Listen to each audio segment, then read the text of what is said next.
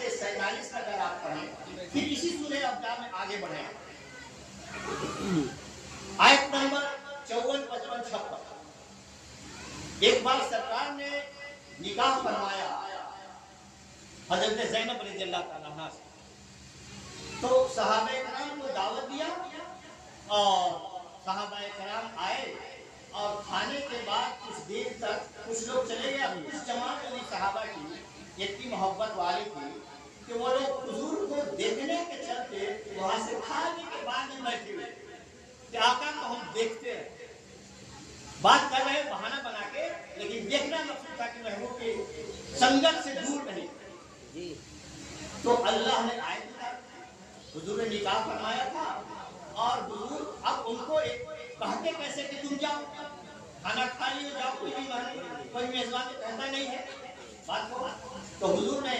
اللہ کی آیت اتاری، آیت نمبر 54۔ اللہ فرما رہا ہے کہ وہ لوگ جو بیٹھے ہیں کھانا کھا کر کے، اے صحابہ کرام، اے مسلمانوں، جب میرے محبوب تمہارے درمیان بلائے کھانے کے لیے تو آؤ، اور فانتشروا کا لفظ ہے کہ پھر وہاں سے منتشر ہو جاؤ، اپنے اپنے گھر چلے جاؤ۔ میرا محبوب اتنا لحاظی ہے کہ تم کو کبھی جانے کے لیے نہیں کہتا، میں تو رب ہوں، مجھے کیا لحاظ ہے،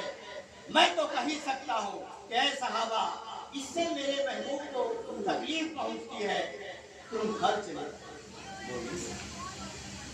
اچھا، اس آیت میں کہیں بھی کوئی احکام شریعت کا جھلکتا ہے؟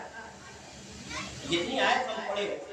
اس میں احکام شریعت نہیں جھلک رہی، سب عقیدہ جھلک رہا ہے، حضور سے بے ذات مصطفیٰ سے محبت جھلک رہی ہے۔ اور آگے بڑھتے چلے جائیے، پوری وضحیٰ اللہ کے محبوب کی شان میں ہے، پوری علم نشرح اللہ محبوب کی شان میں ہے، اور وہاں لا اقسم بہذا البلد وانت حل بہذا البلد، اللہ قسم کھا رہا ہے، کہہ رہا ہے کہ خانہ کعبہ کی قسم، اے محبوب خانہ کعبہ میرا گھر ہے اس لیے قسم نہیں کھا رہے ہیں، بلکہ مکہ میں آپ ہیں اس لیے ان کی قسم۔ سبحان اللہ۔ آئی سمجھ میں بات؟ تو یہ ہے شان محبوب کی۔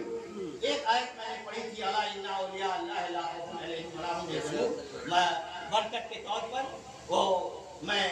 یہ سورہ یونس 11واں پارہ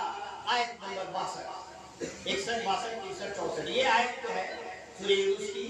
پوری اولیاء کی شان میں، الا ان اولیاء اللہ لا خوف علیہم ولا هم يحزنون، اور اس کے بعد